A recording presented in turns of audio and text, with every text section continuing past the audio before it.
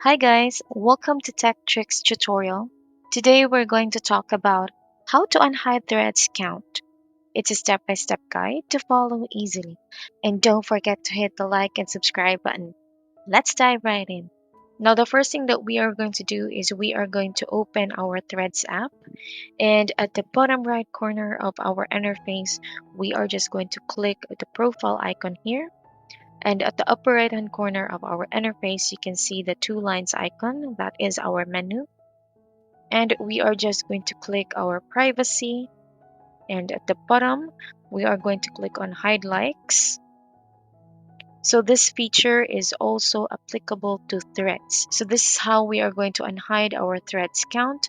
So by enabling this one, then we are going to be able to hide our likes and also the threads. So for us to enable this feature, we're just going to click on the button, and now our likes and our threads are already hidden. And that's it for this video. If you have questions, please don't hesitate to write them below, and I will see you guys next time. Bye!